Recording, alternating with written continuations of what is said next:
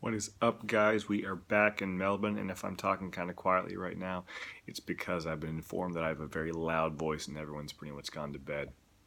So, yeah, anyway, we're back.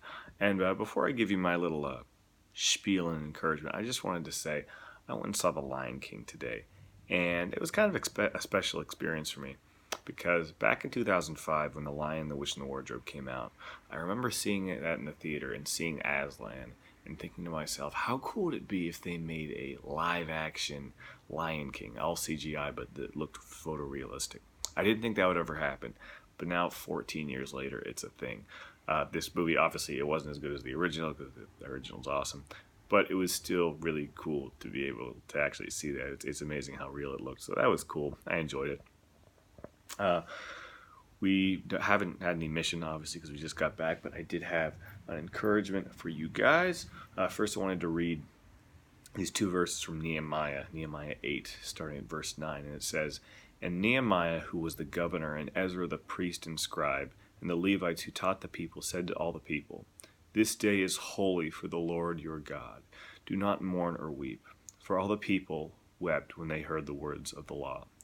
Then he said to them, 'Go your way, eat the fat, and drink sweet wine, and send portions to him for whom nothing is prepared. For this day is holy to our Lord, and do not be grieved, for the joy of the Lord is your strength.'" And I picked those two verses because I was kind of inspired by a talk we got during a session over mid-year training by one of our senior supervisors, Renee. And the point of the talk was really this idea of us choosing to be joyful on a daily basis, asking the Lord to give us that joy. Obviously, as I've said in the past, being a missionary, being on mission, it can be really taxing. Heck, living with 6 people in a house who can be very different and opinionated, that too can be taxing. That's just the way it can be sometimes. And everyone goes through harder points, harder things go on that get you down. But at the beginning of the day, we can still choose to be joyful, choose to ask for that joy from the Lord. It's not to say that things are always going to be perfect when you do that, but you can still go out with that mindset. And that was kind of my encouragement to the team as we go into the second half of this year. And that's my encouragement to you guys today as well, in your everyday lives and whatever you do. When you get up in the morning, make that choice. Choose to be joyful. Ask the Lord to give you that joy.